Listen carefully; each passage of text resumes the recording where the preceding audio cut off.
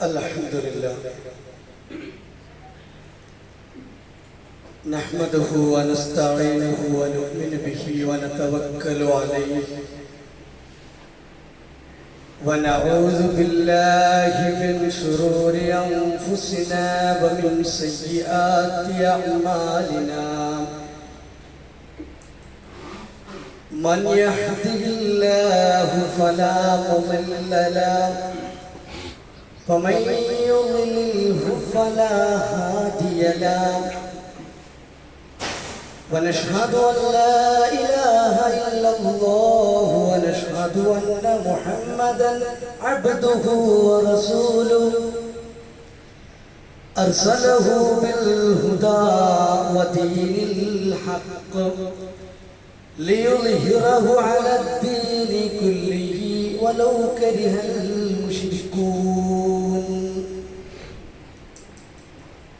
اللهم صل على محمد وعلى آل محمد كما صليت على إبراهيم وعلى آل إبراهيم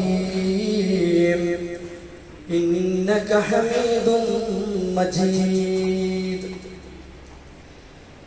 اللهم بارك على محمد وعلى آل محمد كما باركت على إبراهيم وعلى آل إبراهيم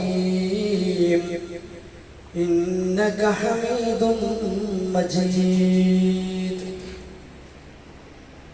أما بعد فإن خير الكلام كلام الله وخير السنن سنن محمد صلى الله عليه وسلم وشر الأمور محدثاتها وكل محدثة بدعة وكل بدعة ضلالة وكل ضلالة في النار. يا أيها الذين آمنوا اتقوا الله حق تقاته ولا تموتن إلا وأنتم مسلمون. أعوذ بالله من الشيطان الرجيم. بسم الله الرحمن الرحيم. وإن تعدوا نعمة الله لا تحصوها إن الله لغفور رحيم. സ്നേഹമുള്ള വിശ്വാസി അല്ലാഹു സുബ്ഹാനഹു തആലയുടെ കൽപ്പനാ നിർദ്ദേശങ്ങൾ ജീവിതത്തിൻ്റെ എല്ലാ മേഖലകളിലും കഴിവിൻ്റെ പരമാവധി പാലിച്ചുകൊണ്ട് ജീവിക്കണമെന്ന് എന്നോടെന്ന പോലെ നിങ്ങൾ ഓരോരുത്തരോടും ഉപദേശിക്കുകയാണ്, വസിയത്ത് ചെയ്യുകയാണ്. പടച്ച തമ്പുരാൻ അവൻ്റെ വിധിവിലക്കുകൾ മാനിച്ചുകൊണ്ട് ജീവിക്കുന്ന യഥാർത്ഥ മുത്തഖീങ്ങളുടെ കൂട്ടത്തിൽ നമ്മേവരെയും ഉൾപ്പെടുത്തി അനുഗ്രഹിക്കുമാറാവട്ടെ.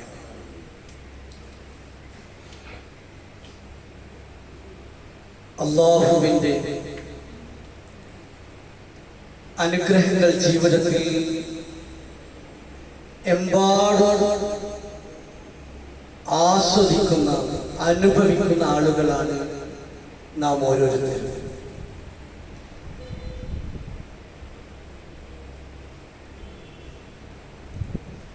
ഒരു മനുഷ്യ ശരീരത്തിന് ആവശ്യമായ എല്ലാ സുഖ സൗകര്യങ്ങളും, രോഗമില്ലാത്ത ശരീരം,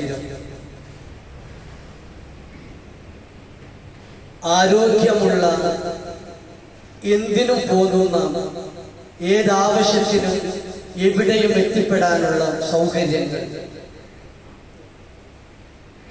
അങ്ങനെ നിരവധി അനവധി സുഖങ്ങൾ, അനുഗ്രഹങ്ങൾ ജീവിതത്തിൽ അനുഭവിക്കുന്നവരാണ് നാം. ഈ സുഖങ്ങൾ ജീവിതത്തിൽ നിന്നും നഷ്ടപ്പെട്ടു പോയാൽ, ഈ സൗകര്യങ്ങൾ, ഈ ആസ്വാദനങ്ങൾ നമ്മുടെ ജീവിതത്തിൽ നിന്നും കൊഴിഞ്ഞു പോയാൽ നമുക്കുണ്ടാകുന്ന വേദനകൾ, നമുക്കുണ്ടാകുന്ന പ്രയാസങ്ങൾ അത് പറഞ്ഞറിയിക്കാൻ പറ്റാത്തതിലപ്പുറമാണ്. അതുകൊണ്ട് തന്നെയാണ് മഹാനായ റസൂലുള്ളാഹി സ്വല്ലല്ലാഹു അലൈഹി വസല്ലം അദ്ദേഹത്തിന്റെ ജീവിതത്തിൽ ഒരുപാട് പ്രാവശ്യങ്ങളിലായി ദിനേന എന്നോണം പ്രാർത്ഥിക്കാറുണ്ടായിരുന്ന ഒരു പ്രാർത്ഥനയുണ്ട്. ആ പ്രാർത്ഥനയുമായി ബന്ധപ്പെട്ട വിഷയങ്ങളാണ് ഇൻഷാ അല്ലാഹ് ഇന്നത്തെ ഖുതുബയിൽ സൂചിപ്പിക്കുവാൻ ആഗ്രഹിക്കുന്നത്. ഈ പ്രാർത്ഥനയിൽ 4 കാര്യങ്ങളിൽ നിന്നുള്ള തേട്ടമാണ്. പ്രവാചകൻ സല്ലല്ലാഹു അലൈഹി വസല്ലം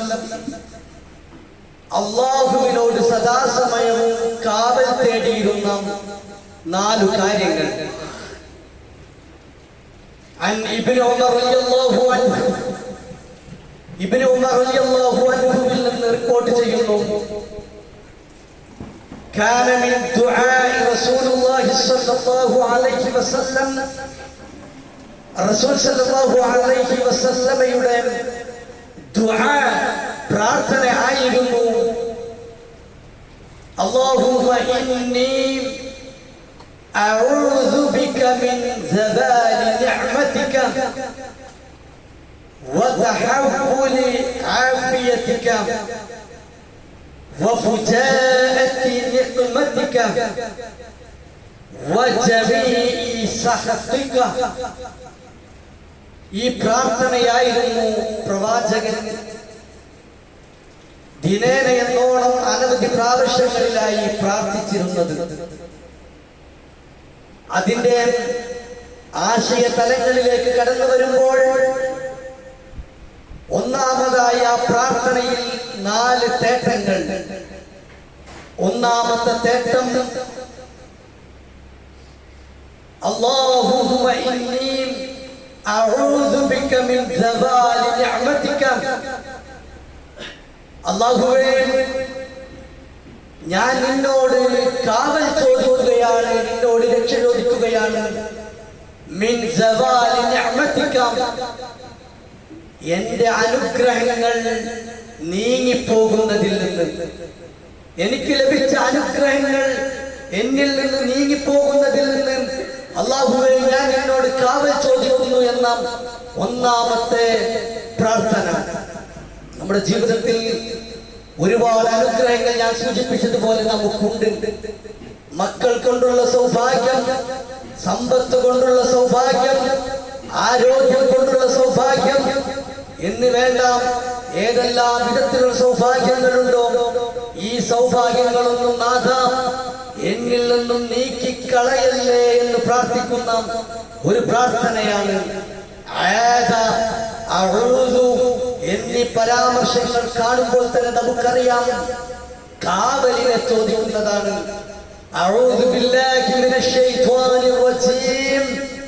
ശപിക്കപ്പെട്ട പിശാചിൽ നിന്ന് ഞാൻ അല്ലാഹുവിനെ കൊണ്ട് കാവൽ ചോദിക്കുന്നു. അവിടെയും എന്ന പദപ്രയോഗം നമുക്ക് കാണുവാൻ സാധിക്കും. സൂചിപ്പിച്ചു വരുന്നത് കാവലിനെ ചോദിക്കുകയാണ്. നമ്മൾ അനുഗ്രഹങ്ങൾ നീങ്ങിപ്പോവാതിരിക്കുവാൻ അല്ലാഹുവിനോട് തേടുകയാണ് നാം. അല്ലാഹു സുബ്ഹാനഹു വ തആല തന്റെ അടിമകൾക്ക് ധാരാളം അനുഗ്രഹങ്ങൾ നൽകിയിട്ടുണ്ട്, കൊടുത്തിട്ടുണ്ട്. ഒന്നാമതായി നാം ഒന്ന് പരിശോധിച്ചു നോക്കുക, നമ്മുടെ ജീവിതത്തിലേക്ക് തിരിഞ്ഞു നോക്കുക. ഇസ്ലാം എന്ന മഹത്തായ അനുഗ്രഹം, നാം നിങ്ങളും മുസ്ലിമായി എന്നത് തന്നെ ഏറ്റവും വലിയൊരു അനുഗ്രഹമാണ്. നമുക്ക് ചുറ്റുപാടിലുള്ള ആളുകൾ ഇസ്ലാം എന്ന മഹത്തായ ഈ ആദർശത്തിന്റെ കോട്ടയിലേക്ക് കടന്നു വരാതെ എത്രയെത്ര ആളുകൾ ഇസ്ലാമിൽ നിന്നും തെറിച്ചു പോയിക്കൊണ്ട് അതിലേക്ക് അടുക്കാതെ കുഫ്രിയത്തിലൂടെ ശിർക്കൻ പ്രവർത്തനത്തിലൂടെ കടന്നു പോകുന്നു. അവരിൽ നിന്നെല്ലാം വ്യത്യസ്തമായിക്കൊണ്ട് തൗഹീദിൽ അടിയുറച്ച് ജീവിക്കുന്ന ആ മഹാ തൗഹീദിന്റെ വക്താക്കളായിക്കൊണ്ട് നാം മാറിയിരിക്കുന്നു. ഇത് തന്നെ ഏറ്റവും വലിയ ഒരു അനുഗ്രഹമാണ് നമുക്ക് പടച്ചതമ്പുരാൻ നൽകിയിട്ടുള്ളത്. അതുപോലെ തന്നെ നിർഭയനായി ജീവിക്കുവാനുള്ള സൗകര്യം. ഏതൊരു പ്രയാസങ്ങളുണ്ടെങ്കിലും എല്ലാത്തിന്റെയും ഇടയിൽ നിർഭയനായിക്കൊണ്ട് ഒരു ഭയവുമില്ലാതെ ജീവിക്കാൻ ഒരു അവസരം ലഭിക്കുക എന്ന് പറഞ്ഞാൽ തന്നെ ഏറ്റവും വലിയൊരു അനുഗ്രഹമാണ്. നാം ഒന്ന് ചിന്തിച്ചു നോക്കൂ. യഥാസമയവും പേടിയോടുകൂടി ജീവിക്കുന്ന ഒരു അവസ്ഥ. അവിടെ തിരിഞ്ഞാലും പേടി, ഇങ്ങോട്ട് നോക്കിയാലും പേടി, മുഴുവൻ ഭയപ്പാടാണ് എങ്കിൽ എങ്ങനെ നമുക്ക് സുഖകരമായി ജീവിതം മുന്നോട്ട് കൊണ്ടുപോകാൻ സാധിക്കും? ഒരിക്കലും സാധ്യമല്ല. അതുപോലെ തന്നെ ആരോഗ്യമില്ലാത്തൊരു ജീവിതത്തെ കുറിച്ച് നാം ആലോചിച്ചിട്ടുണ്ടോ? ഇരിക്കുന്ന സ്ഥലത്ത് നിന്ന് ഒരാളുടെ സഹായമില്ലാതെ എഴുന്നേൽക്കുവാൻ എനിക്ക് സാധ്യമല്ലാത്തൊരവസ്ഥ ഒന്ന് ഞാൻ നിങ്ങളും ആലോചിച്ചു നോക്കൂ. പോവട്ടെ, സ്വന്തമായി മലമൂത്ര വിസർജനം ചെയ്താൽ അതൊന്ന് ശുദ്ധിയാക്കാൻ എനിക്ക് സ്വന്തമായി സാധിക്കാത്തൊരവസ്ഥ നിങ്ങളൊന്ന് ആലോചിച്ചു നോക്കൂ. അതിൽ നിന്നെല്ലാം പടച്ചതമ്പുരാൻ നമ്മെ കരകയറ്റി വലിയൊരു അനുഗ്രഹം നമുക്ക് നൽകി, ആരോഗ്യം നമുക്ക് നൽകി. പടച്ചതമ്പുരാൻ എത്രമാത്രം വലിയൊരു മഹത്തായ കാര്യമാണത്. നമുക്ക് ഭക്ഷണം നൽകി, മറ്റുള്ളവരുടെ മുമ്പിൽ കൈ നീട്ടേണ്ടി വരാത്ത വിധത്തിൽ പടച്ചതമ്പുരാൻ നമുക്ക് ഭക്ഷണം നൽകിയില്ലേ, നമുക്ക് വെള്ളം നൽകിയില്ലേ? അങ്ങനെ അങ്ങനെ ഒരുപാട് അനുഗ്രഹം നമുക്ക് നൽകി. ഈ അനുഗ്രഹങ്ങൾ ഓരോന്ന് ഞാൻ നിങ്ങളുടെ മുമ്പിൽ എണ്ണി പറയാൻ തീരുമാനിച്ചാൽ അത് സാധ്യമാണോ? ഒരിക്കലും സാധ്യമല്ല. പരിശുദ്ധമായ ഖുർആൻ തന്നെ സൂചിപ്പിച്ചില്ലേ, അല്ലാഹുവിന്റെ അനുഗ്രഹങ്ങൾ നിങ്ങൾ എണ്ണി കണക്കാക്കാൻ ശ്രമിച്ചാൽ നിങ്ങൾക്കതിന് സാധിക്കൂല. അല്ലാഹുവിന്റെ അനുഗ്രഹങ്ങൾ ഓരോ എണ്ണി കണക്കാക്കാൻ തീരുമാനിച്ചാൽ നിങ്ങൾക്കത് സാധ്യമല്ല. ഇന്നല്ലാഹ തീർച്ചയായും പടച്ചതമ്പുരാൻ ലഗഫൂറുർ റഹീം, ഏറെ പൊറുക്കുന്നവനും കരുണാനിധിയുമാണ് എന്ന് പരിശുദ്ധമായ ഖുർആൻ സൂറത്തു ഇബ്രാഹിം 34-ാമത്തെ ആയത്തിലൂടെ നമ്മെ പഠിപ്പിക്കുകയാണ്. അതുകൊണ്ട് തന്നെ നമ്മൾ രാവും പകലും അനുഭവിക്കുന്ന എത്രയെത്ര സുഖ സൗകര്യങ്ങൾ കാലഘട്ടങ്ങൾ, ഈ കാലഘട്ടത്തിൽ ആളുകൾ അനുഭവിക്കുന്ന സുഖങ്ങൾ മുൻകാലഘട്ടങ്ങളിൽ ഏറ്റവും നല്ല പണക്കാർ അവർ മാത്രം അനുഭവിച്ചതിനേക്കാൾ കൂടുതലായിക്കൊണ്ട് ഇന്നുള്ള സാധാരണ ജനങ്ങൾ പോലും സുഖ സൗകര്യങ്ങൾ അനുഭവിക്കുന്നു എന്ന് നമുക്കറിയാം. വളരെയേറെ ചൂടുള്ള സമയമാണ് എങ്കിൽ നിമിഷ നേരങ്ങൾ കൊണ്ട് അനുഭവിക്കുന്ന ചൂടിനെ മാറ്റി തണുപ്പാക്കി മാറ്റുവാനുള്ള സൗകര്യങ്ങൾ നമ്മുടെ വീടിനുള്ളിൽ നമുക്കുണ്ട്. അതുപോലെ തന്നെ ഒരുപാട് മാസങ്ങൾ വഴിദൂരമുണ്ടായിരുന്ന സ്ഥലങ്ങൾ എത്തിപ്പെടുവാൻ മണിക്കൂറുകൾ കൊണ്ട് നമുക്ക് സാധിക്കുന്ന അവസ്ഥയിലേക്ക്, സൗകര്യത്തിലേക്ക് നാം വളർന്നു കഴിഞ്ഞു. ലോകത്തിന്റെ ഏത് ഭാഗത്തുമുള്ള ഏത് സാധനങ്ങളും മണിക്കൂറുകൾ കൊണ്ട് നമുക്കരികിലേക്ക് എത്തിക്കുവാനുള്ള അത്യാധുനികമായ സൗകര്യങ്ങൾ നമ്മുടെ ജീവിതത്തിൽ വന്നു കഴിഞ്ഞു. ഇങ്ങനെ എല്ലാ വിഭവങ്ങളും എല്ലാ സൗകര്യങ്ങളും ജീവിതത്തിൽ ലഭിച്ചു കഴിഞ്ഞു മനുഷ്യർക്ക്. പരിശുദ്ധമായ ഖുർആൻ സൂറത്തുൽ ഇബ്രാഹിം 34-ാമത്തെ ആയത്തിൽ തന്നെ സൂചിപ്പിക്കുന്നു, നിങ്ങൾ ചോദിച്ചതെല്ലാം പടച്ചതമ്പുരാൻ നിങ്ങൾക്ക് നൽകിയില്ലേ? എന്നിട്ട് ഞാൻ നേരത്തെ സൂചിപ്പിച്ച ആയത്തിൽ ഈ അനുഗ്രഹങ്ങൾ നിങ്ങൾക്ക് പടച്ചതമ്പുരാൻ നൽകിയ ഈ അനുഗ്രഹങ്ങൾ നിങ്ങൾ എണ്ണി കണക്കാക്കാൻ നിങ്ങൾ ശ്രമിച്ചാൽ നിങ്ങൾക്ക് സാധ്യമാവുകയില്ല. ഇന്നൽ ഇൻസാന ലവലൂമുൻ കഫാർ, തീർച്ചയായിട്ടും മനുഷ്യർ അക്രമകാരിയും നന്ദി കെട്ടവനുമാണ്. എത്ര അനുഗ്രഹം ലഭിച്ചാലും മനുഷ്യര് തികയൂല, മതിയാവൂല. അവൻ അക്രമിയാണ്, അവൻ നന്ദി കെട്ടവനാണ് എന്നതാണ് പരിശുദ്ധമായ ഖുർആൻ നമ്മെ പഠിപ്പിക്കുന്നത്. അനുഗ്രഹങ്ങൾ എമ്പാടുമുണ്ടായാലും മനുഷ്യൻ നന്ദി കാണിക്കൂല. അവർ കിട്ടിയാലും സ്വർണത്തിന്റെ ഒരു തായ്വര കിട്ടിയാൽ അത് 2 കിട്ടിയണമെങ്കിൽ എന്ന് മനുഷ്യൻ ആഗ്രഹിച്ചു കൊണ്ടേയിരിക്കും. അതാൽ മനുഷ്യർ നന്ദി കാണിക്കുകയില്ല, അക്രമിയായിക്കൊണ്ട് തന്നെ ജീവിക്കുമെന്നതാണ് പരിശുദ്ധമായ ഖുർആൻ നമുക്ക് മുമ്പിൽ വരച്ചു കാണിക്കുന്നത്. അതുകൊണ്ട് തന്നെ ഹസനുൽ ബസ്രി റഹിമഹുല്ലാഹ് സൂചിപ്പിക്കുകയുണ്ടായി, ഇന്നല്ലാഹ തആല ലയുമത്തിഉ ബിനിഅമതി ബിമാ ശാഅ ഫഇദാ ലം യുശ്കർ ഖലബഹാ അലൈഹാ അദാബ്. അല്ലാഹു അവൻ ഉദ്ദേശിക്കുന്ന ആളുകൾക്ക് അനുഗ്രഹങ്ങൾ നൽകും. പടച്ചതമ്പുരാൻ അവൻ ഉദ്ദേശിക്കുന്ന ആളുകൾക്ക് അനുഗ്രഹങ്ങൾ നൽകും. നന്ദി കാണിക്കുന്നില്ലെങ്കിൽ അതിനെ ശിക്ഷയാക്കി മാറ്റുകയും ചെയ്യും. ഒരുപാട് അനുഗ്രഹങ്ങൾ പടച്ചോൻ നൽകും. അതിനൊന്നും നന്ദി കാണിക്കാത്തവരാണെങ്കിൽ കിട്ടിയ അനുഗ്രഹത്തെ പടച്ചതമ്പുരാൻ നിങ്ങൾക്ക് ശിക്ഷയാക്കി മാറ്റും. ഉദാഹരണമായി ധാരാളം സമ്പത്ത് നൽകും പടച്ചതമ്പുരാൻ. ആ സമ്പത്തിനെ അനുഗ്രഹമാക്കി പുണ്യമാക്കി മാറ്റാൻ നമുക്ക് സാധ്യമല്ല എങ്കിൽ പടച്ചതമ്പുരാൻ ആ അനുഗ്രഹത്തെ നിങ്ങൾക്ക് ശിക്ഷയാക്കി മാറ്റും.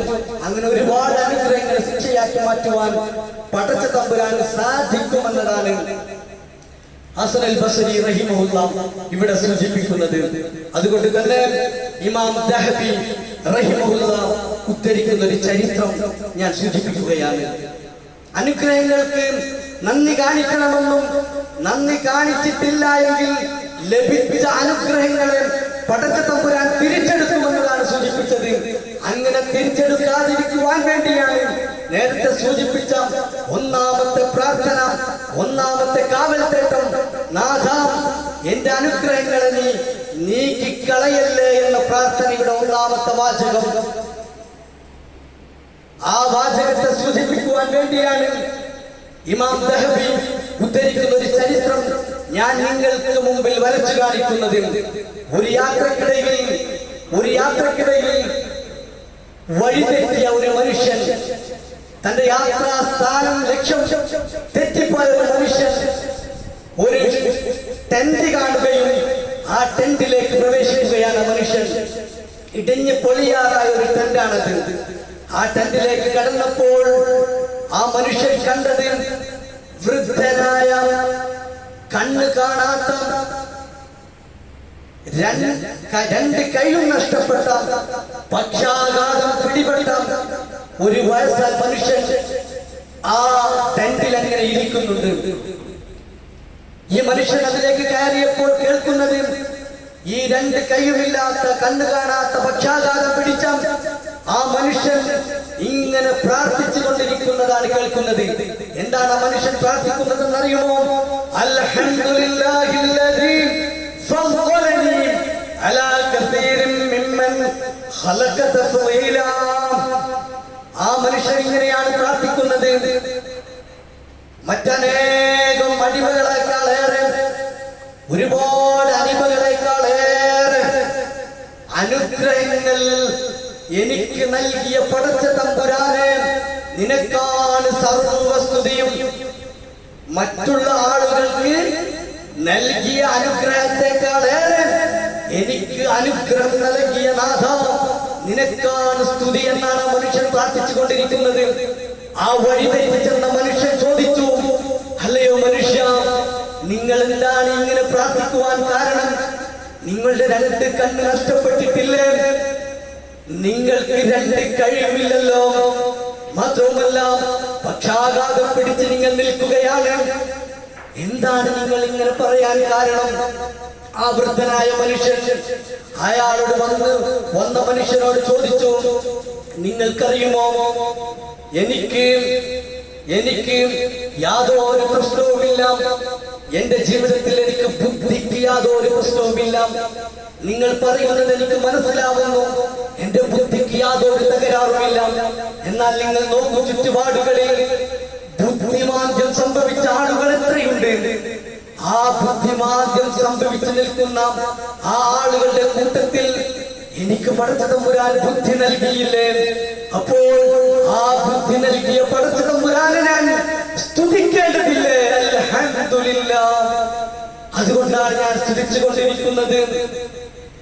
വീണ്ടും ആ മനുഷ്യൻ പറഞ്ഞു, നിങ്ങൾ പറയുന്ന ഓരോ വാക്കും ഞാൻ കേൾക്കുന്നില്ലേ? എത്രയെത്ര ആളുകൾ ഈ ഭൂമി ലോകത്ത് പറയുന്നത് കേൾക്കാൻ സാധിക്കാതെ ബധിരനായി നിൽക്കുന്നുണ്ട്. ചെവി കേൾക്കാത്ത ആളുകളുണ്ട്. ആ ചെവി കേൾക്കാത്ത ആളുകൾ കൂട്ടത്തിൽ വെച്ച് പടച്ച തമ്പുരാൻ എനിക്ക് കേൾവിയുള്ള ഒരാളാക്കി തന്നില്ലേ എന്നെ? ആ സമയത്ത് ആ കേൾവി തന്ന പടച്ച തമ്പുരാനെ ഞാൻ സ്തുതിക്കണ്ടേ? അതല്ല ഞാൻ സൂചിപ്പിച്ചത്, മറ്റാളുകളെക്കാൾ എനിക്ക് അനുഗ്രഹം നൽകിയ പടച്ച തമ്പുരാനെ അൽഹംദുലില്ലാഹ്, സർവസ്തുതിയും നിനക്കാണ് എന്ന മനുഷ്യൻ പറയുവാൻ കാരണം തുടർന്ന് കൊണ്ട് ചോദിച്ചു, എത്രയെത്ര ആളുകൾക്ക് സംസാരശേഷിയില്ലാതെ നിൽക്കുന്നു, ആ മനുഷ്യരെക്കാൾ അനുഗ്രഹമായിക്കൊണ്ട് പടച്ച തമ്പുരാൻ എനിക്ക് സംസാര വൈഭവം തന്നു, സംസാരിക്കുവാനുള്ള കഴിവ് തന്നു. തുതിക്കണ്ടേ ഞാൻ? അൽഹംദുലില്ലാഹ്. അതാണ് ഞാൻ അൽഹംദുലില്ലാഹ് എന്ന് പറയുവാൻ കാരണമെന്ന് അത്രയ്ക്ക് പ്രയാസത്തിൽ നിൽക്കുന്ന ആ മനുഷ്യൻ അൽഹംദുലില്ലാഹില്ലദീ എന്ന് തുടങ്ങുന്ന പ്രാർത്ഥന പ്രാർത്ഥിച്ചിട്ടുണ്ട് എങ്കിൽ അതാണ്. അങ്ങനെ ഓരോരോ കഴിവുകൾ എടുത്തു വെച്ചുകൊണ്ട് ആ മനുഷ്യൻ തന്റെ അനുഗ്രഹങ്ങൾ എണ്ണി എണ്ണി പറഞ്ഞുകൊണ്ട് ആ വഴിതെറ്റിയ മനുഷ്യനോട് പറയുകയുണ്ടായി. ഇതിൽ നിന്ന് നാം മനസ്സിലാക്കേണ്ടത് എന്ത്? ഒരു ചെറിയ അനുഗ്രഹം നമുക്ക് ലഭിച്ചിട്ടുണ്ട് എങ്കിൽ ആ ലഭിച്ച അനുഗ്രഹത്തിന് നന്ദി കാണിക്കുന്നവരായി നാം മാറണം. ഞാനും നിങ്ങളും. നമ്മൾ ചിന്തിക്കുന്നത് എനിക്ക് ഇത്രയേ ഉള്ളൂ, എന്നാൽ അവന് എത്രമാത്രം അനുഗ്രഹങ്ങളുണ്ട്, മുകളിലേക്കാണ് നമ്മുടെ കണ്ണുകൾ പാഞ്ഞുകൊണ്ടിരിക്കുന്നത്. അതുകൊണ്ട് നിങ്ങളുടെ മുകളിലുള്ളവരിലേക്കെല്ലാം നിങ്ങൾ താഴെ ഉള്ളവരിലേക്ക് നോക്കേണ്ടതുണ്ട്. എങ്കിലേ കിട്ടിയ അനുഗ്രഹത്തിന് നന്ദി കാണിക്കുവാൻ നമ്മുടെ മനസ്സ് പാകപ്പെടുകയുള്ളൂ എന്ന് പ്രവാചകൻ സല്ലല്ലാഹു അലൈഹി വസല്ലം നമ്മെ പഠിപ്പിക്കുകയുണ്ടായി. നമുക്ക് ലഭിച്ച അനുഗ്രഹത്തിൽ അതിമഹത്തായ ഒന്നാണ് ഹിദായത്ത് എന്നത്. ഹിദായത്ത് എന്ന ആ അനുഗ്രഹം ലഭിച്ച ആളുകളാണ് നാം. അതുകൊണ്ട് തന്നെ പ്രവാചകൻ സല്ലല്ലാഹു അലൈഹി വസല്ലം പ്രാർത്ഥിക്കാറുണ്ടായിരുന്നു, യാ മുഖല്ലിബൽ ഖുലൂബ്, യാ മുഖല്ലിബൽ ഖുലൂബ് സബ്ബിത് ഖൽബി അലാ ദീനിക്. ഹൃദയങ്ങളെ മാറ്റിക്കളയുന്ന നാഥ, എന്റെ ഹൃദയത്തെ ഈ ദീനിൽ ഉറപ്പിച്ച് തറപ്പിച്ച് നിർത്തേണമേ എന്ന് പ്രവാചകൻ സല്ലല്ലാഹു അലൈഹി വസല്ലം സദാസമയവും പ്രാർത്ഥിക്കാറുണ്ടായിരുന്നു എന്ന് ഹദീസുകളിൽ നമുക്ക് കാണുവാൻ സാധിക്കും. അതുകൊണ്ട് തന്നെ നമ്മുടെ ഹൃദയം എപ്പോഴും മാറിപ്പോകുവാൻ സാധ്യതയുണ്ട്. അതുകൊണ്ട് തന്നെ മാറി കളിക്കാൻ സാധ്യതയുള്ള ഹൃദയത്തെ ദീനിൽ അടിയുറപ്പിച്ച് നിർത്തുവാൻ നമുക്ക് സാധിക്കണം. അതിനെന്തേ മാർഗമുള്ളൂ? പടച്ച തമ്പുരാനോട് സദാസമയവും പ്രാർത്ഥിക്കുക മാത്രമേ നമുക്ക് വഴിയുള്ളൂ എന്നതാണ് പ്രവാചകൻ സല്ലല്ലാഹു അലൈഹി വസല്ലം നമ്മെ പഠിപ്പിക്കുന്നത്. അതാണ് ഞാൻ തുടക്കത്തിൽ സൂചിപ്പിച്ച പ്രാർത്ഥനയുടെ ഒന്നാമത്തേത്. ജീവിതത്തിലെ സൗകര്യങ്ങൾ, അനുഗ്രഹങ്ങൾ നീങ്ങിപ്പോവാതിരിക്കാൻ പടച്ച തമ്പുരാനോട് നാം കാവലിനെ തേടണം. അതാണ് ഒന്നാമത്തേത്. രണ്ടാമത്തേതായി പ്രവാചകൻ സല്ലല്ലാഹു അലൈഹി വസല്ലം പ്രാർത്ഥിച്ച രണ്ടാമത്തെ വാചകം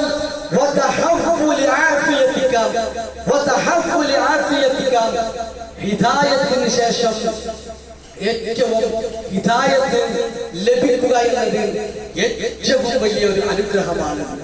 ആ അനുഗ്രഹം നീങ്ങിപ്പോവാതിരിക്കാൻ നമ്മൾ ശ്രദ്ധിക്കേണ്ടതുണ്ട്.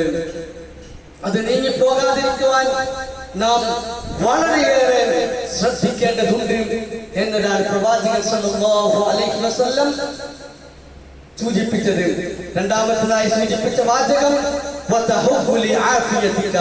നമ്മുടെ ആരോഗ്യം നീങ്ങിപ്പോവാതിരിക്കാൻ. നമുക്ക് ഒരുപാട് ആരോഗ്യം കിട്ടിയിട്ടുണ്ട്. ആരോഗ്യം നീങ്ങിപ്പോവാതിരിക്കാൻ നാം സദാസമയവും അല്ലാഹുവിനെ പ്രാർത്ഥിക്കേണ്ടതുണ്ട്. ഒരു ഹിദായത്ത് കഴിഞ്ഞാൽ പിന്നെ നമുക്കുള്ളത് ആരോഗ്യമാണ്. എന്തിനും കഴിയുന്ന ഈ ആരോഗ്യം അത് നീങ്ങിപ്പോയാൽ നമുക്കതിന്റെ പ്രയാസങ്ങൾ അറിയുവാൻ സാധിക്കും. അബൂബക്കർ റളിയല്ലാഹു അൻഹു ഖാമ റസൂലുള്ളാഹി സ്വല്ലല്ലാഹു അലൈഹി വസല്ലം ഖാമ അബൂബക്കർ റളിയല്ലാഹു അൻഹു അലൽ മിൻബരി സുമ്മ ബകാ. അബൂബക്കർ റളിയല്ലാഹു അൻഹു മിൻബറിൽ കയറി എന്നിട്ട് കരയുമായിരുന്നു. എന്നിട്ട് പറഞ്ഞു ഖാമ റസൂലുള്ളാഹി സ്വല്ലല്ലാഹു അലൈഹി വസല്ലം റസൂൽ സ്വല്ലല്ലാഹു അലൈഹി വസല്ലം മിൻബറിൽ കയറുമായിരുന്നു എന്ന് ആമ അവ്വൽ ഹിജ്റ 1-ാമത്തെ വർഷം പ്രവാചകൻ സല്ലല്ലാഹു അലൈഹി വസല്ലം മിൻബറിൽ കയറി. എന്നിട്ടോ സുമ്മ ബകാ എന്നിട്ട് പ്രവാചകൻ കരയുമായിരുന്നു. ഈ ഒരു സംഭവം അബൂബക്കർ റളിയല്ലാഹു അൻഹു ജനങ്ങളെ പഠിപ്പിക്കുകയാണ്. മിൻബറിൽ കയറിക്കൊണ്ട് അബൂബക്കർ റളിയല്ലാഹു കരഞ്ഞു എന്നിട്ട് പറഞ്ഞു പ്രവാചകൻ സല്ലല്ലാഹു അലൈഹി വസല്ലം മിൻബറിൽ കയറി കരഞ്ഞുകൊണ്ട് പറയുമായിരുന്നു സല്ലല്ലാഹുൽ അഫ്വ വൽ ആഫിയ. സല്ലല്ലാഹു നിങ്ങൾ അല്ലാഹുവിനോട് ചോദിച്ചുകൊണ്ടേയിരിക്കണം അൽ അഫ്വ വൽ ആഫിയ പൊറുക്കൽ ലഭിക്കുകയും അതുപോലെ തന്നെ ആരോഗ്യത്തിന് വേണ്ടി നിങ്ങൾ പ്രാർത്ഥിച്ചു കൊണ്ടിരിക്കണം.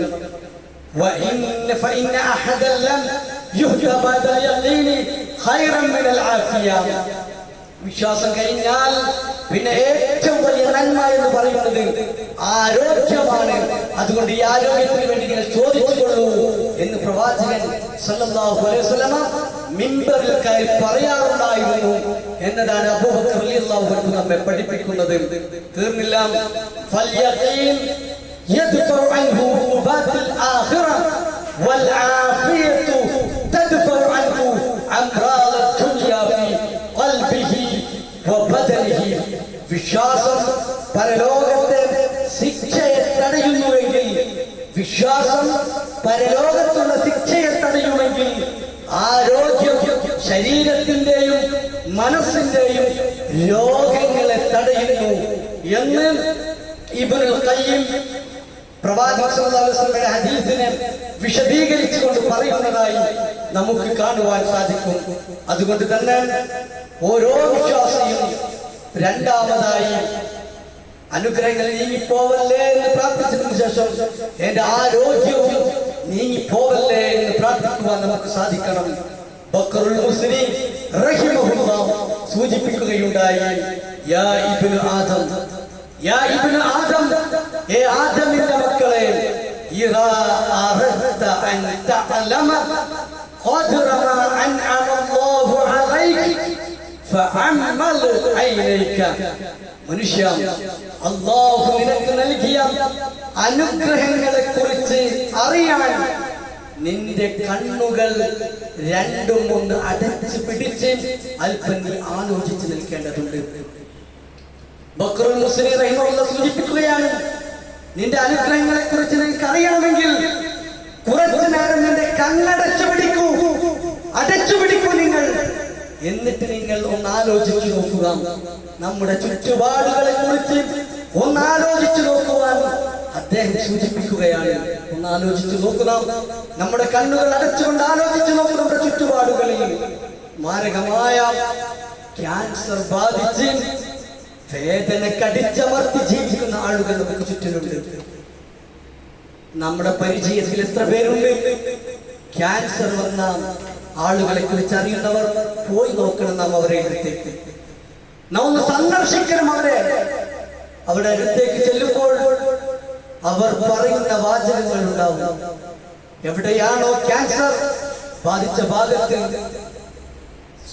ചെന്നാൽ നമ്മോട് ചേർന്ന് നിന്നുകൊണ്ട് അവർ പറയും, സഹിക്കാൻ കഴിയുന്നില്ല, ഭയങ്കര വേദനയാണ് എനിക്ക്, ഭയങ്കര വേദന. വേദനയുടെ ഗുളിക ദിവസം 2-3 കഴിച്ച് അനുഭവിക്കുന്ന വേദനകൾ അല്പമെങ്കിലും ആശ്വാസം ലഭിക്കാൻ കുടിക്കുന്ന ഗുളികകൾക്ക് കണക്കില്ല. പറയും നമ്മോട്, സന്ദർശിക്കണം നമ്മളവരെ. വേദനിക്കുന്നവരുടെ വേദന അറിയണമെങ്കിലും പ്രയാസങ്ങൾ അനുഭവിക്കുന്ന ഈ ക്യാൻസർ രോഗികളെ നമ്മൾ സന്ദർശിക്കണം. അപ്പൊ നമുക്കറിയാം നമുക്ക് ലഭിച്ച അനുഗ്രഹത്തിന്റെ ശക്തി നമുക്കറിയാം.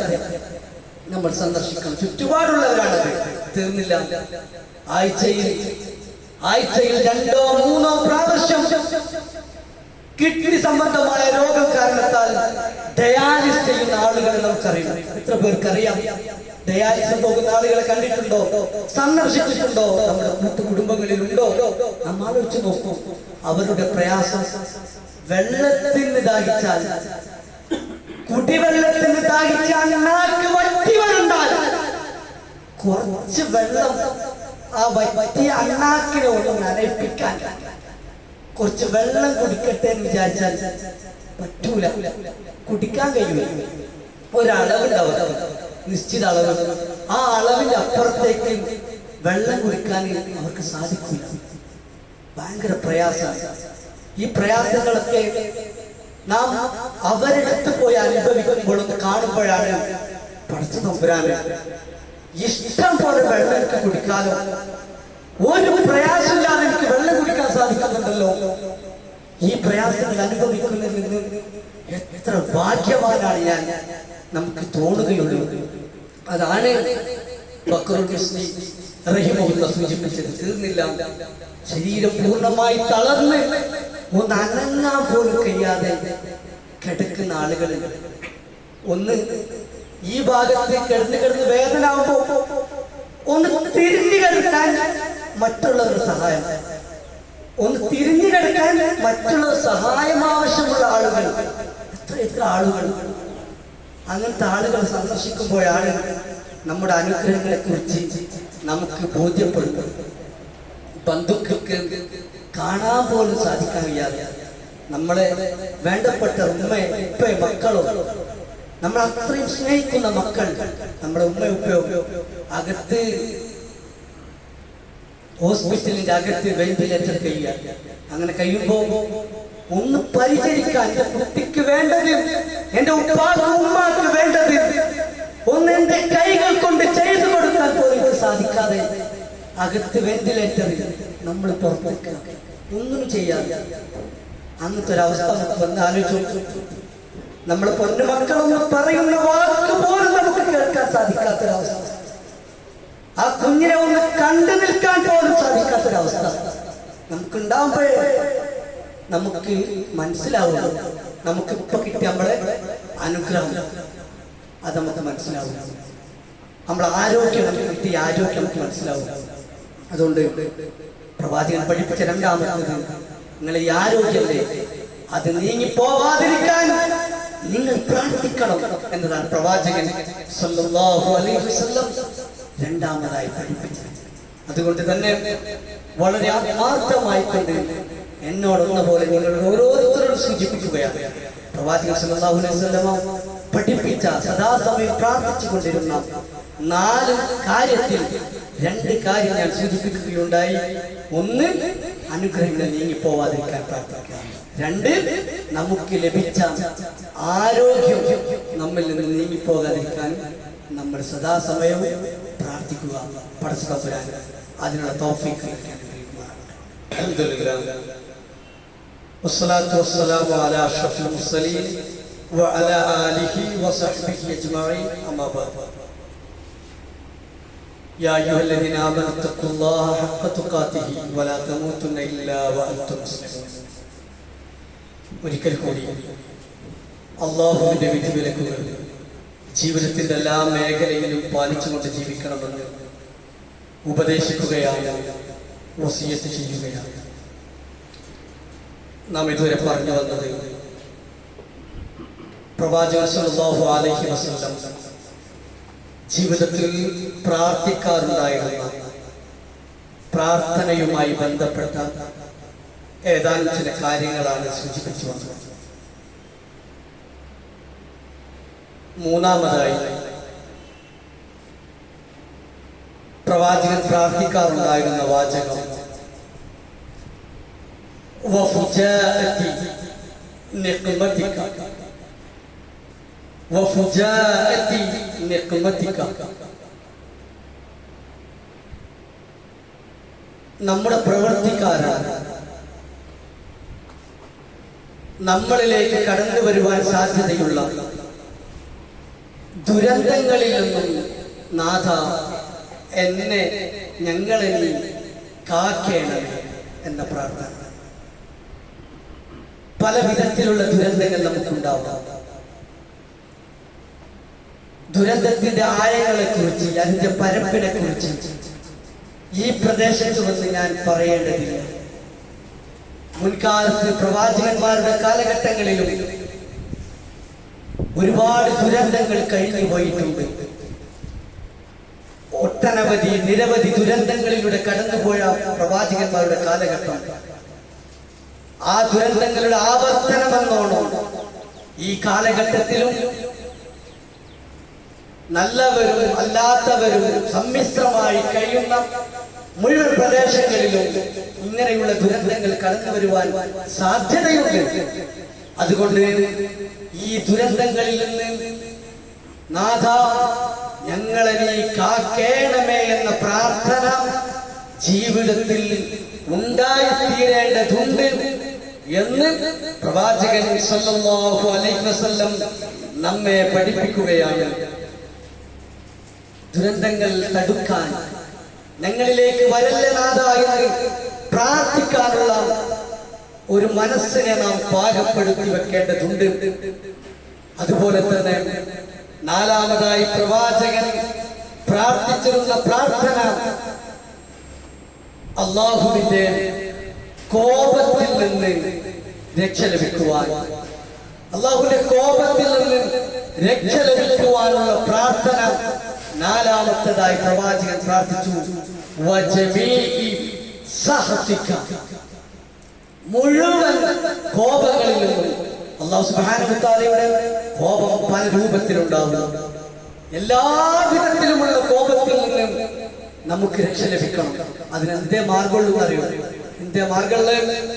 ഒരു ബുദ്ധിയുള്ള മനുഷ്യനാണ് എങ്കിൽ നമ്മളെ നാവിനോടൊരു വാചകം നമ്മൾ പറയുമ്പോൾ നമ്മളൊന്ന് അളന്നു നോക്കും. ഈ വാചകം ഇപ്പൊ ഞാൻ അടുത്ത് പുറത്തേക്കിട്ടാല് മനുഷ്യരുടെയും മറ്റുള്ള ആൾക്കാര് എന്ത് വിചാരിക്കും? അവരെന്നോട് ദേഷ്യം പിടിക്കോ? അവരെന്നെ തല്ലോ? അവരെന്റെ നാട്ടിൽ നിന്നും ഓടി അകറ്റുമോ എന്നൊക്കെ നമ്മൾ ചിന്തിക്കും. ഒരു വാചകം നമ്മുടെ നാവിനാട് പുറത്തിടുമ്പോ ഒന്ന് തൂക്കി നോക്കും, നമ്മൾ ഇന്ന് വിടാൻ പറ്റുമോ? അതുപോലെ തന്നെ ആവണം നമ്മുടെ പടച്ച തമ്പുരാന്റെ മുമ്പിൽ എന്തെങ്കിലും പറയുമ്പോഴൊക്കെ, എന്ത് പറയുമ്പോഴും ഒന്ന് തൂക്കി നോക്കാം, ഞാൻ പറയാൻ പറ്റുമോ? ഇത് പാടുള്ളതാണോ? ഇങ്ങനത്തെ ഒരു ചിന്ത എന്റെ ജീവിതത്തിൽ ഉണ്ടാവാൻ പറ്റുമോ? ഇത് പടച്ച തമ്പുരാൻ ഇഷ്ടമുള്ള കാര്യമാണോ എന്റെ നാവിലേക്ക് വരുന്നത്, എന്റെ മനസ്സിലേക്ക് കയറി വരുന്നത് എന്ന് ചിന്തിക്കും മനുഷ്യൻ. എന്നങ്ങനെ ചിന്തിച്ച് പറ്റാത്തതാണെങ്കിൽ അപ്പൊ തന്നെ ഡിലീറ്റ് അടിക്കണം. അങ്ങനെ ആക്കിയാലേ പടച്ചോന്റെ കോപം നമ്മളിലേക്ക് വരാതെക്കുള്ളൂ. അത് പല കാരണങ്ങളായിക്കൊണ്ട്, പല രൂപത്തിലായിക്കൊണ്ട് നമ്മളിലേക്ക് കടന്നു വരാൻ സാധ്യതയുണ്ട്.